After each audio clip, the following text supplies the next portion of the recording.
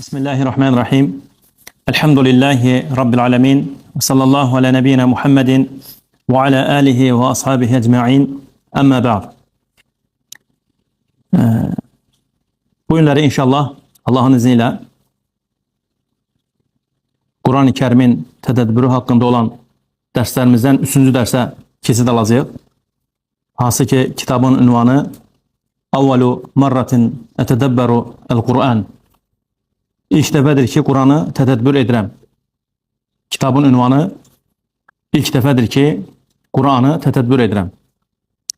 Birinci dərsdə götürdük Kur'an-ı Kerim haqqında ümumi məlumatları. Hansı ki Kur'an-ı Kerim Allah'ın kəlamıdır, məcaz deyil.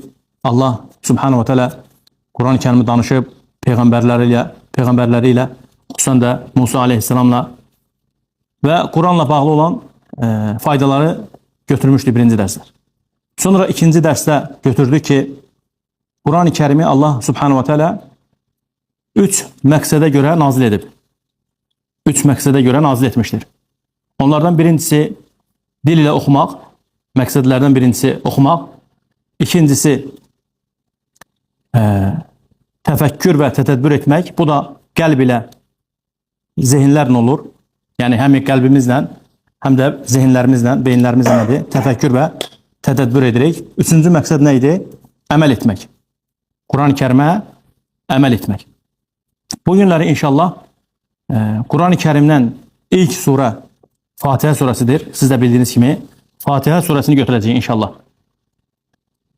Birinci dərsdə danışmışdıq ki, kitabı Allah'ın izni ilə bu kitabı başlayanda demişdik ki, Fatihə surəsindən Nas surəsinə kimi inşallah ki bunları öyrənəcəyik. Bütün surələr haqqında öyrənəcəyik. Bütün surələr haqqında. Neçədən surə vardı Kur'an-ı Kerimdə? 114. 114 surə haqqında məlumat verəcək ki, bu surələrin ayətləri haqqında hardan nazil olub, nəylərdən bəhs olunur. İnşallah ki nədir? Bu günləri Fatihə surəsini götürəcəyik. Ən birinci surədir. Müəllif rahimehullah buyurur ki, Es-suratu El-Fatihə. Fatihə surəsi. Fatihə surəsi Məkkədə nazil olunub. Faydalardan birincisi Fatihə surəsi Məkkədə nazil olunub. Nə deməkdir? Görünür ki, Mədinədə də nazil olan surələr var imiş. Məkkədə nazil olunub deyəndə Mədinədə də nazil olan surələr var imiş. Fatihə surəsi harada nazil olmuşdu? Məkkə şəhərində. Həmin bu surənin ayətlərin sayı daha doğrusu 7 ayədən ibarətdir. Fatihə surəsi 7 ayədən ibarətdir. Birincisi öyrəndik ki, surə Məkkədə nazil olub. İkinci öyrəndik ki, nədir? Surənin ayətləri neçə ayətdir? 7 ayət. Fatihə surəsinin adları var. Fatihə surəsinin adları var. Necə ki, elm əhli rahimehumullah deyir ki, bu surənin 20-dən çox adı var. Siz deməyin, Fatihə surəsinin 20-dən çox adı var imiş. Bunlardan 6 dənəsini götürəcəyik inşallah. 6 adı götürəcəyik və mənalarını da öyrənəcəyik. Onlardan birincisi El-Fatihə, ikincisi Ummul Kitab, üçüncüsü El-Hamd, dördüncüsü Es-Seb'ül Məthani, beşincisi El-Kafiyə, altıncısı Əş-Şafiyə. Öyrəndik neçədən adını? 6 adını. İndi bunların inşallah nədir? Adlarını öyrənəcəyik. Daha doğrusu mənalarını. Dedik ki, El-Fatihə. Liftitahil Kur'anil Kerim. Müəllif buyurur ki, rahimehullah, Fatihə ona görə adlandırılıb ki, Fatihə surəsi ona görə Fatihə surəsi adlandırılıb ki, bununla kitab açılır. Yəni bununla kitab açılır. Yəni Kur'an-ı Kerim açan kimi ilk surə hansı surəni görürük? Fatihə surəsi. İkincisi Ummul Kitab. Nəyə görə Ummul Kitab adlandırılıb? لأنها اشتملت على جميع مقاصد الدين. Çünki o dinin bütün məqsədlərini əhatə edir. Soruşsalar ki, niyə görə Ummul Kitab adlandırılıb? Deyəcək ki, ona görə ki, o dinin bütün məqsədlərini əhatə edir. Dinin bütün, fikirversiz, dinin, yəni İslam dininin.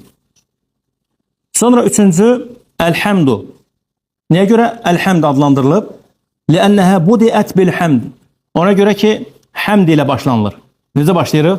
Bismillahirrahmanirrahim. Elhamdülillahi Rabbil alemin. Fikir versiniz. Elhamdu. Onunla başlandığı için budiət bil hamd. Hamd ile başlandığı için elhamdu adlandırılıb. Es-seb'ul methani. Dördüncüsü es-seb'u el-methani. لأن الله تعالى سماها بهذا الاسم في سورة الحجر. Çünkü Allah Subhanahu ve Teala bu adla adlandırıb Allah Subhanahu ve Teala bu adla adlandırıb Hicr surəsində. Necə ki Uca Rabbimiz buyurur ki: وَلَقَدْ آتَيْنَا سَبْعًا مِنَ الْمَثَانِ وَالْقُرْآنِ الْعَظِيمِ. Ey Resulüm, biz sənə təkrarlanan 7 ayəni və əzəmətli Quranı verdik. Dördüncü adla bağlı müstəqil dərsimiz olacaq inşallah. Dördüncü adla bağlı Səbə'ül Məsani adıyla bağlı müstəqil dərsimiz olacaq. Çünki ona geniş bəhs lazımdır. Onun dərsi elə bilin ki müstəqil olacaq inşallah. Çünki orada bir neçə faydalar var. Bu bir dərsdə yerləşdirmək olmayacaq. Beşincisi El-Kafiyə. Nəyə görə El-Kafiyə adlandırılıb? Buyurur ki müəllif: "Lə'ənnəhə təkfi fi's-salati an ğeyriha və la yekfi anha ğeyruha." Çünki o namazda başqaları əvəzinə yetərlidir. Lakin onun əvəzinə başqaları yetərli deyil. Bu nə deməkdir? Niyə görə El-Kafiyə adlandırılıb? Həmin bu surə, Fatihə surəsi namaz qılarkən başqa surələrin əvəzinə yetərlidir, keçərlidir. Lakin başqa surələr Fatihə surəsinin əvəzinə nədir? Keçərli deyil. Nə deməkdir? Misal üçün gəlmişəm namaz qılmağa, təkbir gətirirəm, istərsə fərz, istərsə də nafilə namazlarını. Ancaq Fatihəni oxuyuram. Keçərlidir namazım. İstərsə də fərz olsun, istərsə nafilə olsun, nədir? Fərz namazında da, nafilə namazında da digər surələri oxumaq sünnətdir. Digər surələri oxumaq nədir? Sünnətdir. Amma rukun olan, vacib olan hansıydı? Fatihəni oxumaq. Sual: ola bilərmi ki, kimsə gəlsin, istərsə fərz namazlarında, istərsə də nafilə namazlarında bu surənin əvəzinə başqa surəni oxusun, keçərlidir namazı? Xeyr. Yəni İxlas surəsini oxusa keçərlidirmi? Xeyr. Ona görə nə adlandırılıb? El-Kafiyə. Adından görünür ki, kifayət edir. Kifayət edir. Altıncısı dedi ki Əş-Şafiyə. Liqavlin Nəbi sallallahu aleyhi və səlləmə və mə yudrikə ənəhə ruqiyyə. Hansı ki Peyğəmbər sallallahu aleyhi və səlləm sahabəyə buyurur ki, sən hardan biləsən ki bu ruqiyyədir? Sən hardan biləsən ki bu ruqiyyədir? Ruqiyyə yəni bir mənada xəstələnəndə insan şəri ruqiyyə yolu var. O da nədir? Quran-ı Kərimlə olunur. Niyə görə Peyğəmbər sallallahu aleyhi və səlləm o sahabəyə demişdi? Bilirsiniz, məşhur qıssadır. Hansı ki sahabələr səfərdə olanda bir nəfəri əqrəb sancmışdı.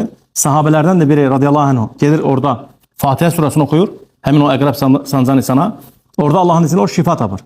Onu gəlib Peyğəmbərə sallallahu aleyhi və səlləmə ərz eləyəndə bu qıssanı, Peyğəmbər də deyir ki sallallahu aleyhi və səlləm sən hardan biləsən ki o ruqiyyədir? Nə deməkdir? Yəni bu uslub nə uslubudur? Ərəb dilində bəlağat deyilən bir qayda var. Ərəb dili bəlağatı. Bizdə də var, başqa dillərdə də var. Deyir ki filan kəs bəlağatlı danışır. Yəni natiqdir danışığı. Düzdür? Həmin bu danışıq uslublarından da biridir ki bu ərəb dilinin bəlağat uslublarındandır. Və mə ədrakəmə. Yəni bunun 3 uslubu var. Qoyun birinci uslubları öyrənək. Və mə ədrakəmə deyəndə onlardan birincisi intizarda saxlamaq. Qarşı tərəfi intizarda saxlamaq. İkincisi oxucunu düşünməyə vadar edir bu kəlmə, bu cümlə. Üçüncüsü mövzunun əzəmətini və ciddiliyini bildirir. Təkrar edirəm. Deyəndə ki, və mə ədrakəmə, sən hardan biləsən? Həmin bu uslub, ərəb dili bəlağati uslubu hansı məsələləri özündə əhatə edir? 3 məsələni. Onlardan birincisi intizarda saxlamaq. İkincisi oxuyan adamı, oxucunu düşündürür və daha doğrusu düşünməyə vadar edir. Üçüncüsü də nədir? Mövzunun əzəmətini və ciddiliyini bildirir. Quran-ı Kərimdə məşhur bir qıssadır. Hansı ki siz bildiyiniz, özüm bilərəkdən sizə ipucu vermirəm. Görüm kim tapacaq. Harada keçir belə Homa ədrakəmə?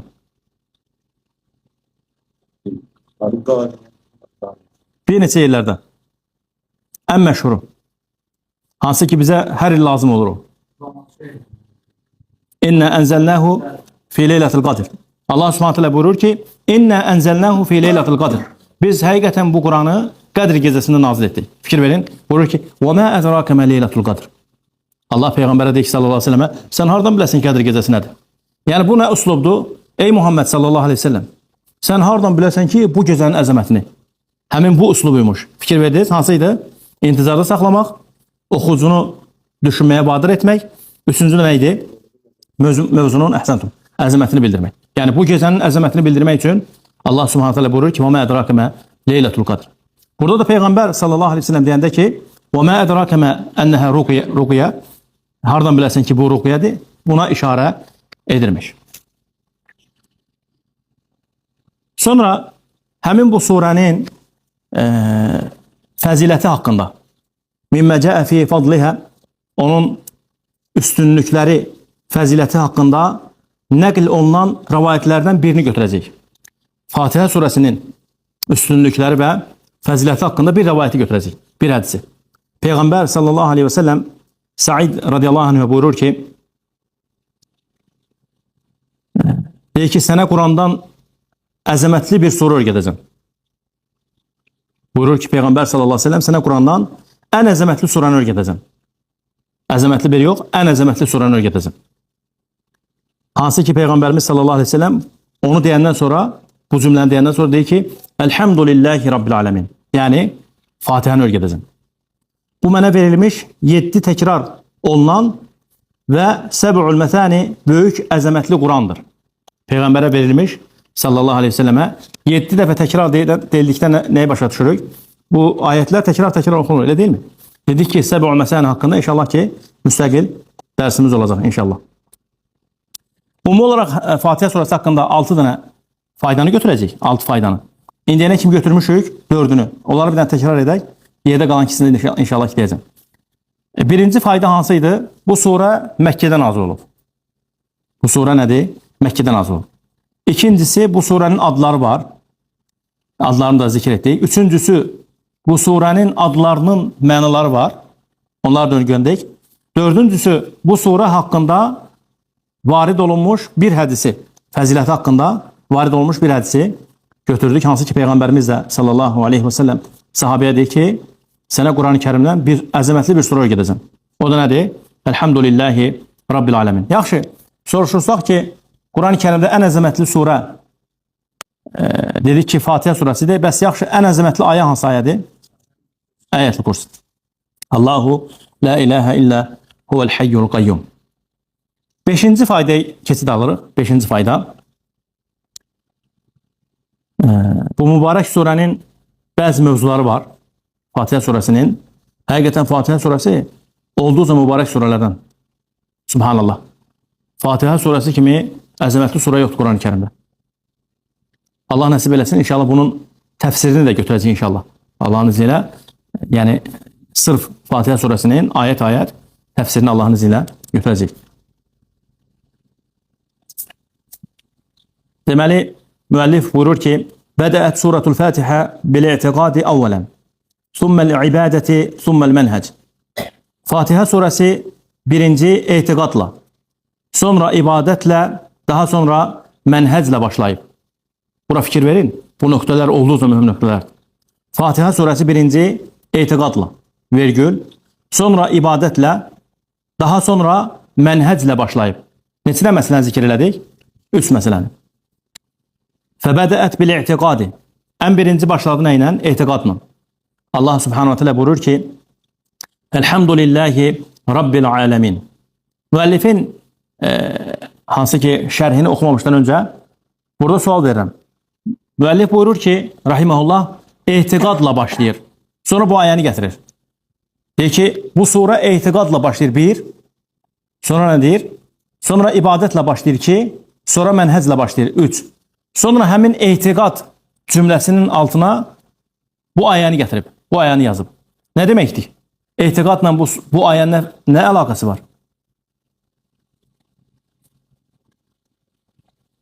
Fikrimi çatdıra bildim, təzədən deyim sualı. Elhamdülillahi Rabbil alemin. Yəni müəllif buyurur ki, etiqadla başlayıb. Etiqadla başlayıb cümləsinə şərh eləyəndə deyir ki, amma bizim dildə belə təbir doğrusa, amma etiqada gəldikdə Elhamdülillahi Rabbil alemin. Yəni etiqadla bu Elhamdülillahi Rabbil Alemin ayəsi nə əlaqəsi var ki? Əhsən. Burada tövhid var. Etiqad tövhiddir. Yaxşı.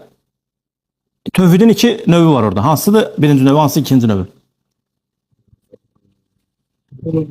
Bir eləyə zəhmət olsa. Çalışaq belə həm əl qalxırsa, həm də iki bir-bir. Barakallah. Rububiyyə harasıdır? Bəs uluhiyyə?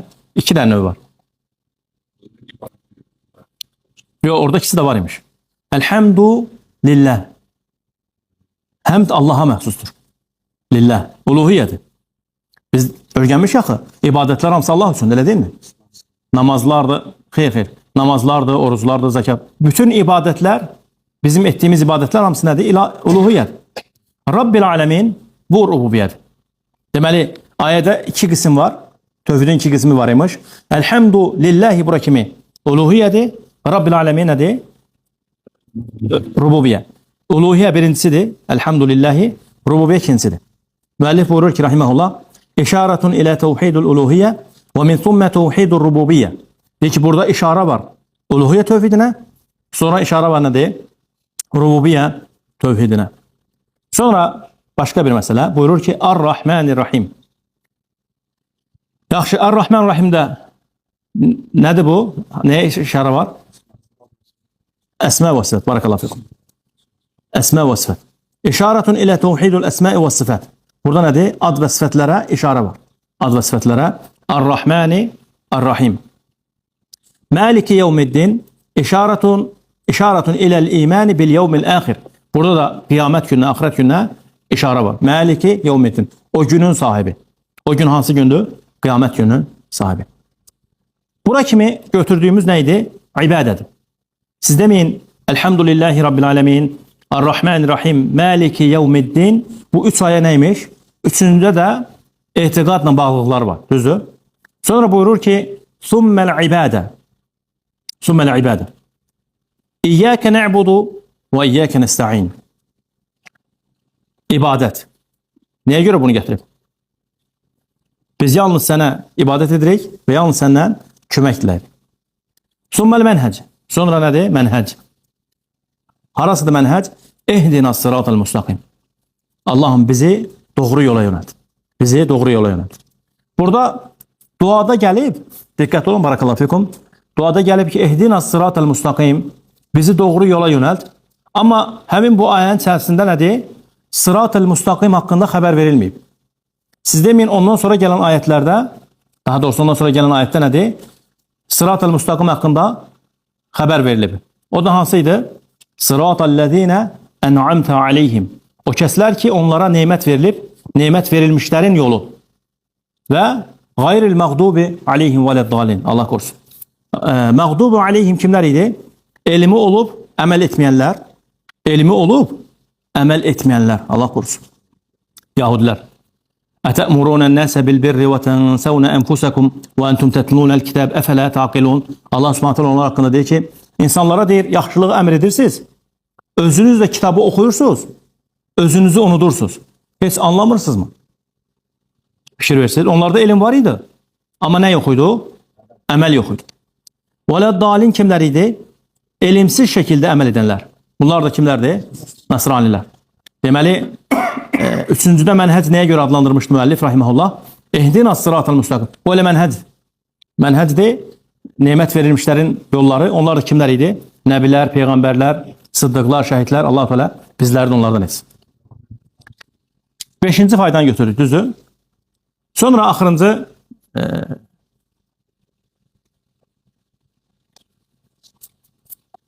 yox, üzr istəyirəm. Beşinci idi, yoxsa indi altıncını götürük. Altıncı, üzr istəyirəm. Bu surənin özünə aid olan bəzi incəliklər var. Bu surədə bəzi incə məqamlar var. Siz də görəcəksiniz. Müəllif buyurur ki, Həcətul insani davmən lil hidayəti bi ənva'ihə. Buyurur ki, insanın hidayətin bütün növlərinə daim ehtiyacı vardır. İnsanın hidayətin bütün növlərinə daimə ehtiyacı vardır. Nə başa düşürük? Hidayətin növləri deyilikdə nə deməkdir ki? ağlımıza nə gəlir? Siz deməyin, hidayətin də növləri var imiş. Siz bildikləriniz deyin. Hidayətin də nə deyir? Növləri var imiş. Deyir ki, insanın deyir, hidayətin bütün növlərinə həmişə insanın deyir, ehtiyacı var. Subhanallah. Fikir verin bura. Burada olduqca necə ki, müəllif bu cür adlandırıb bunu. İncə məqamlar var. Hidayətin növlərini kim bilir? Hidayətin neçə növ var? Bəli, hansılar? Qardaş rəqam olaraq bilir, amma içindəkilər bilmir desin. Rəqam olaraq nədir? 3, bəli. Aha, 2. Belə, Allah sizlərdən razı olsun, barakallahu fikum. Belə elm olmur. Bu elmin müstəvada cavablar deyil. Elm belə öyrənilmir. Elm belə tələb olunmur. Elm öyrənilməlidir, yazılmalıdır. Yəni, davam etli şəkildə təkrar olmalıdır. Həqiqətən. Elmlə Allah qövmləri yüksəldib. Elmlə bir də neydən? Əməllə. Bunları yazaq, barakallahu fikum. Hidayətin 3 növü var. Hidayətin 3 növü var. Birincisi, əl-irşadu, irşad hidayəti. Növləri haqqında danışacaq inşallah və mənalar daha doğrusu. İkincisi, ət-tevfiq, tevfiq hidayəti. Üçüncüsü, ət-təsbit, sabitçilik hidayəti. Yəni, axırıncı təsbit hidayəti haqqında yəqin ki, birinci dəfə də eşidirik. İkinci haqqında ola bilsin eşitmişdik, amma təsbit nədir? Bu yeni bir faydadır. Başqa bir məsələdir. Deməli, hidayətin növləri hansılar idi? Əl-irşad və tevfiq və təsbit. İrşad hidayəti, tevfiq hidayəti və təsbit hidayəti. Hidayətul irşad mənalarına gəldikdə, fikir versin müəllif necə kitabı tərtib edib, rahiməhullah. Məsələləri birinci qələm alıb, deyib ki, bu məsələnin 3 növü var. Amma indi onların faydalarına gəldikdə bir-birini inəyib, izah edib. Buyurur ki, hidayətul irşad kəqavlihi ta'ala fi surati şura və innəkə lətəhdi ilə sıratin mustaqim. Deyir ki, irşad hidayətinə gəldikdə, necə ki, Uca Rabbimiz Şura surəsində buyurur ki, Şura surəsinin 52-ci ayəsində, İnnəkə, fikir verin ayətlərə, və innəkə lətəhdi ilə sıratin mustaqim. Ayətin zahiri bu cür nədir? Ey Muhammed sallallahu aleyhi ve sellem, sən insanlara hidayət verənsən. Fikir verirsiniz? Ey Muhammed sallallahu aleyhi ve sellem, sən insanlara hidayət verənsən. Nə deməkdir mənası? Buyurur ki, bir mənada və innəkə ya Muhammedu tədullun nəsə və turşiduhum ilə sıratin mustaqim. Bu ayətin mənası odur ki, ey Muhammed sallallahu aleyhi ve sellem, sən insanları doğruya yönəldən və onları irşad edənsən. Onları doğruya yönəldən, onlara haqqı bəyan edən, sırat-ı müstaqim yolunu göstərən nədir? Və onları irşad edənsən. Buradakı hidayət, hansı hidayət idi? İrşad hidayəti. Deyiblər ki, alimlər, bu hidayəti kimlər yerinə yetirir? Peyğəmbərlər, alimlər, sahabələr və ondan sonra gələnlər. Peyğəmbərlər nədir? Həmçinin eliblər. Çağırıblar Allahın dininə. İrşad ediblər. Deməli, buradakı hidayət hansı hidayət idi? Ayədə irşad hidayəti. Hidayətut tevfiq, tevfiq hidayətinə gəldikdə, kəqavlihi ta'ala fi suratil qasas, bu da həmçinin Qasas surəsində keçir Allah subhanahu teala buyurur ki, İnnəkə la təhdi, fikir versiniz, İnnəkə la təhdi mən əhbəbdə və ləkin Allah yəhdi mən yeşə və huvə a'ləmu bil muhtədin. Buyurur ki, subhanahu teala, sən deyir, insanları hidayət edən deyilsən. Fikir versiniz, birincidə necə gəlmişdi? Hidayət edənsən. İkincidə nə gəlir? Deyək, sən deyir, insanları istədiyinə hidayət verən deyilsən. Bu ayət də niyə görə nazil olub? Kim bilir? Peyğəmbər sallallahu aleyhi ve sellem həmsinə görə. Abu Talibə görə, elə deyil mi? Müəllif rahiməhullah buyurur ki, İnnəkə ya Muhammedu la tec'alun nəsə muhtədin. Bu ayənin mənası odur ki, ey Muhammed, insanları sən hidayət edən deyilsən o mənada ki, sən insanların qəlblərinə hidayət verən deyilsən. O qəlb hidayətinə kimdir qəlb hidayətini verən? Allah subhanahu wa ta'ala. Muhammed sallallahu aleyhi ve sellem irşad edəndir. Amma hidayəti verən kimdir? Allah. Peyğəmbər sallallahu aleyhi ve sellem çox çalışırdı ki, nədir? Əmsi hidayət olunsun. Ondan ötürü çox narahat idi. Ona görə Allah subhanahu wa ta'ala ayətə nazil etdi ki, ey Muhammed, sən istədiyinə hidayət verə bilməzsin. Baxmayaraq ki, sən istəyirsən, amma ki, hidayəti verən kimdir? Allah. Ona görə barakallahu fikum bu hidayət nemətinə görə Allaha çoxlu şəkildə, çoxlu sayda həmd etmək lazımdır. Sizce bu kıssanı danışanda sizin ağzınıza ne geldi? Bu kıssanı danıştım. Dedim ki Allah Nebisi sallallahu aleyhi ve sellem əmisinə hidayət vermək istəyirdi. Sizin ağzınıza ne geldi bir anlık? Allahu Akbar. Barakallahu fikum. Yani 15 əsrdən sonra Muhammedin sallallahu aleyhi ve sellemlə bizim aramızda hiçbir alakası yoktur. Yani qohumluq baxımından deyirəm. Əqarib baxımından deyirəm. Heç bir yaxın, ne yaxından ne uzaqdan bizim alakamız yoktur. Biz başka bir millet, o da başka bir millet sallallahu aleyhi ve sellem. Allah 15 əsrdən sonra bize hidayet verir. Elhamdülillah. Vallahi bu büyük nimet. Hansı ki Peygamber sallallahu aleyhi ve sellemin əmisi bunu kabul edemedi. Allahu Akbar. Fikir verseniz, Allah'a sonsuz şekilde həmsənlər olsun. Elhamdülillah. Milyonlarla insanlar dünyaya gəliblər. Nədir? Hidayət olunmayıb, köçüblər bu dünyadan. Ona görə sahabənin adı necə idi? La ilahe illallah. Bir sahabelerden birinin tələbəsi sahabenin gözlərinin içine baxır. Hansı ki Peyğəmbəri görməmişdi sallallahu aleyhi ve selləmi. O sahabeden ders alırdı. Gözlərinin içine baxır. Deyir ki, diqqətlə baxır belə. Soruşur ki, tələbəyə nə olub deyir. Deyir ki, baxıram ki, bu gözlər xoş bu gözlərin halına deyir. Deyir ki, Muhammedi görüb bu gözlər sallallahu aleyhi ve sellem. O sahabe o tələbəyə onu inkar edir. Deyir ki, belə demə deyir. Deyir ki, Peyğəmbərin vaxtında yüzlərlə gözlər var idi. Onu gördülər deyir, iman etmədilər. Subhanallah. Sən deyir, Allah'a həmd elə üzərində olduğundan deyir. Üzərində nəyin üzərindəsən? İslam üzərində. Elhamdülillah. İman üzərində. Buna görə Allah'a həmd elə. Unutub sahabənin adını, məşhur sahabə radiyallahu anh. Deyir ki, o tələbə ona deyir ki, ona baxıram ki, xoşbəxt o gözlərin Allah ki, onlar Muhammedi görüb. Doğrudan da bir təriflə elədi sallallahu aleyhi ve sellem. O da deyir ki, sən deyir, elə də fikirləşmə deyir. Sən denən ki, elhamdülillah ki, mən neymət üzərindəyim. Yüzlərlə deyir, insanlar var idi deyir, millərlə. Peyğəmbəri deyir, o gördülər o gözlərlə, amma iman etmədilər. Subhanallah. İndi Allah'a sonsuz şəkildə həmsənlər olsun. Allah bizə 15 əsrdən sonra Muhammedə sallallahu aleyhi ve sellemə tabi olmağı nəsib eləyib. Sallallahu aleyhi ve sellem. Bu tevfik hidayəti var. Bunun haqqında bəlkə də onlarla, yüzlərlə dərs vermək lazımdır. Əhməd bin Həmbəlin oğlu rahiməhullah bir günlər deyir ki, Allah'a həmd olsun ki, biz İslamdayıq deyir. Kimin oğlu deyir?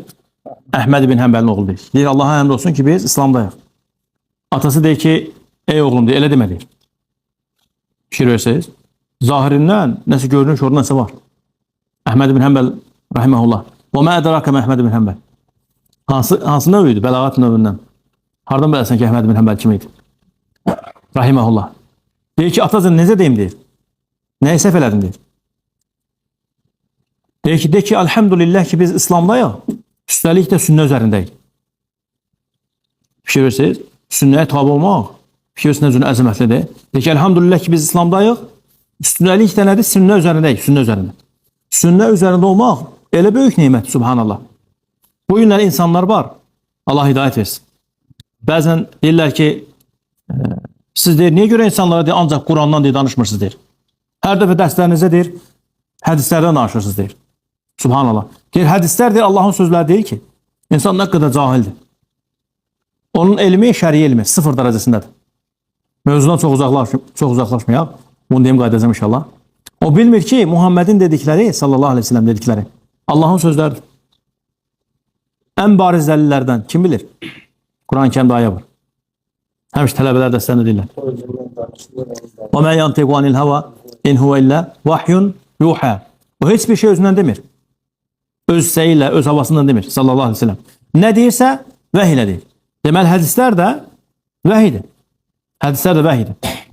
Allah'a sonsuz şəkildə həmsənlər olsun. Allah bizi bu hidayət üzərində sabit etsin. Tayyip, hidayətin növləri hansılar idi? İrşad, tevfik, təsbih hissəsini götürdük, ikisini götürdük. İndi üçüncü. Hidayət-ü təsbih kəqavlihi Teala fi surəti Muhammed. Muhammed surəsində Allah subhanahu wa ta'ala buyurur ki: "Vellezîne ihtedau zâdehum huda ve âtâhum takvâhum."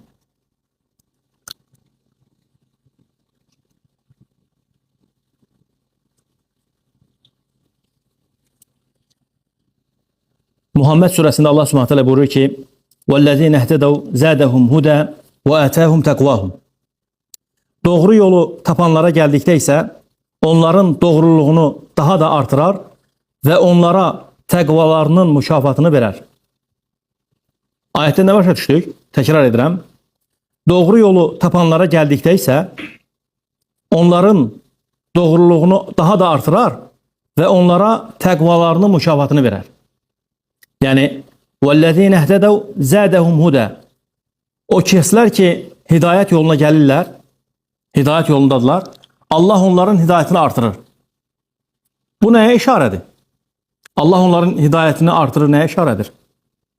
Ola bilərmi ki insan hidayət üzərində olsun, hidayət artsın? Yoxsa elə bu cür nədir? Bu cür nədir? İnsan hidayət üzərindədir, amma hidayətə ehtiyacı var hər gün. O hidayətə ehtiyacı olmasaydı, biz deməzdik hər namazlarımızda ehdina sıratal müstaqim. Ya Rabbi bizi doğru yola yönelt. Deməli, hidayətin üzərində ola da hidayətə ehtiyac var. Hidayətin növləri var. Hidayətin nədir? Növləri var. Misal üçün dedik ki, elm hidayəti. Allah kimisə Subhanahu wa Ta'ala elmə yönəldirsə, ona hidayət edir. Hidayət nə demək əslində? Yönəltməkdə. Elmə yönəldir. Quran əzbərləmə hidayəti. Allah bizlərə nəsib eləsin. Quran əzbərləmə hidayəti. Allah onu yönəldib Subhanahu wa Ta'ala. Misal üçün salih əməllər hidayəti. İnsanın yönəlməyə ehtiyacı var, yoxsa yox? Bəzi insanlar var ki, Allah Subhanahu Teala bizləri də onlardan etsin. Allah Teala onu ancaq xeyir işlərlə məşğul edir. Allah Teala onu ancaq nədir? Xeyir işlərlə məşğul edir. Yadıma gəlir, bir günləri İbn-i Qayyim Rahiməhullahın bir məqaləsi var. O qarşıma çıxmışdı. İbn-i Qayyim deyir ki, Rahiməhullah, deyir, Allah deyir, əzəldən kimə deyir, cənnət yazıbsa deyir. Allah əzəldən kimə cənnət yazıbsa deyir. O qulunu deyir, ancaq itaətlərə deyir, yönəldir. Subhanallah. O qulunu deyir, ancaq itaətlərə yönəldir. O insan ancaq yaxşı işlər görür. Ancaq yaxşı işlərlə məşğuldur. Hasan baxırsan ki, filan kəs ancaq yaxşı işlərlə məşğuldur. Xoş o insanların halına. Allah qorusun. İnsan gəlib çalışsın, bunun üzərində olsun. Bunun üçün Allaha dua eləsin. Desin ki, Allahım, məni doğruya yönət, ya Rabbi. Məni xeyir işlərə açar et. Şər işlərə nədir? Qıfıl et. Allah qorusun, çalışıb şər işlərdən uzaq durmaq lazım. Yəni biz danışanda, əməl edəndə həmişə dərslərdə danışır, deyirik ki, fikirləşmək lazım. Fikirləşmək lazımdır ki, bu fayda olacaq, yoxsa zərər olacaq. Fayda olacaqsa nə gözəl, elhamdülillah. O işi görəcək, o sözü söhbət eləyəcək, şər olacaqsa danışmayacaq. Mən kənə yu'minu billahi vəl yevmil əxir fəliyəqul xayran əv liyəsmut. Peyğəmbər sallallahu aleyhi ve sellem deyir, kim Allaha və axirət gününə iman edibsə, ya xeyir söyləsin, ya da nədir? Sussun. Bu ayətin şərhində وَالَّذ۪ينَ اهْتَدَوْا زَادَهُمْ هُدًا وَاَتَاهُمْ تَقْوَاهُمْ ayətinin şərhində bunun da mənası var idi. Necə ki, yuxarıdakı ayətlərdə müəllif dedi ki, birincidə irşad hidayətini necə demişdi? Demişdi ki, sən insanları doğru yola yönəldənsən, Tövfiq hidayətində sən hidayət verən deyilsən. Yəni qəlblərə o hidayət ki verilir, ona sən sahib deyilsən. Üçüncüdə nə idi? Hidayət üzərində olub, hidayətin artması, təsbit, yəni sabitçilik. Müəllif buyurur ki, rahiməhullah, yəni bu ayətin şərhində Allah onları olduqları hidayət üzərində sabit və möhkəm etdi. Təkrar edirəm, Allah onları olduqları hidayət üzərində sabit və möhkəm etdi. Onlar hidayətdə nə qədər irəlilədilərsə, bir o qədər də həmin hidayət üzərində sabitləndilər. Nə qədər ki, insan hidayət üzərində irəliləyirsə, bir o qədər sabitləşir. Bu nəyə işarədir? Kimdə var? İnsan hidayət üzərində olduqca, hidayət yolundan çıxmadıqca sabitçiliyi artır. Allah qorusun, mücərrəd olaraq insan hidayət yolundan uzaqlaşan kimi sabitçilik edir. Nəsəlullaha əs-səlamət və l-afiyyət. Allahdan salamatçılıq, afiyyət diləyir. O məsələ üçün Allaha dua eləmək lazım. Bilirsiniz nə deməkdir? İnsan hidayət üzərindədir, elhamdülillah, hidayət üzərində həmişə. Allah onun hidayətini artırır. Davamətli olaraq. Özündə xəbər olmur. Mücərrəd olaraq bu hidayət yolundan uzaqlaşan kimi nədir? Sabitçiliyi də gedir. Sabitçiliyi də gedir. Ona görə Peyğəmbər sallallahu aleyhi və səlləm buyurur ki, necə ki, sahabə radiyallahu anh deyir ki, Kənən Nəbiyyü sallallahu aleyhi və səlləm yukthiru hədə dua. Peyğəmbər sallallahu aleyhi və səlləm bu duanı çoxaldardı. Ya muqallibel qulubi səbbit qalbi alə dinik. Ey qəlbləri çevirən Allah, qəlbimi din üzərində sabit et. Bunu dildə demək yox. Dildə demək fayda vermir. Biz baxmalıyıq. Baxmalıyıq. Deməli ki, elhamdülillah ya Rab. Sənə həmd olsun ki, biz hidayət üzərindəyik. Milyonlarla insanlar var, milyonlarla insanlar var. Nəinki hidayət üzərində olmaq. Allah qorusun. Bir dəfə belə, bir dəfə belə. Allaha səcd eləməyiblər. Subhanallah. Gəliblər bu dünyaya. Yaşayıblar. Yeyiblər, içiblər Allahın nemətlərindən. Yaşayıblar. Yəni Allahın havasını udublar, yeməyindən, içməyindən, hər bir şey. Bir dəfə səcdə olsun belə Allaha baş əyməyiblər. Subhanallah. Bu dünyadan köçüb gediblər. İndi biz fikirləşməliyik ki, Allahım, sənə sonsuz şəkildə həmsənlər olsun ki, sən bizə hidayət vermişsən. Və insan hidayət üzərində olduqca, həmd etdikcə, şükür artırdıqca, Allah Subhanahu taala nə edir? Onun hidayətini artırır. Sonda barakallahu fikum yenə götürdüyümüz surə haqqında təkrar edəcəyik. Hətta sabit olsun bizim üçün bu məlumatlar. Biz götürdük ki, 6 qaydanı götürdük. 6 faydanı daha doğrusu. Birinci fayda Fatiha surəsi Məkkədən nazil olub. Məkkədə. İkinci fayda bu suranın adları. Üçüncü fayda adların mənaları. Dördüncü fayda onun haqqında nazil olunmuş, nəql olunmuş hədis, fəzilət haqqında. Beşinci faydanın hansıydı? Bu surənin növləri var imiş. Hansı ki Fatiha surəsi birinci etiqadla, sonra ibadətlə, sonra da nədir? Mənhəzlə başlayıb. Beşinci fayda. Altıncı fayda da hidayətin növlərini öyrəndik. Hidayətin növləri hansılar idi? 3 növ var idi. 1. İrşad. 2. Tevfiq. 3 nə idi? Təsbih. Allah'tan dilərəm ki, Allah Subhanahu taala eşitdiklərimiz bizim üçün faydalı etsin. Allah Teala bizə hidayət üzərində təsbit etsin, sabit etsin. Allah Teala bizi bizim əməllərimizi və sözlərimizi onun razını qazanmaq üçün edənlərdən etsin. Barakallahu fikum, əhsənallahu ileykum. Subhanakallahu ve bihamdik. Eşhedü en la ilahe illa ente estağfiruka ve etûbü ileyk. Barakallahu fikum. Sizden.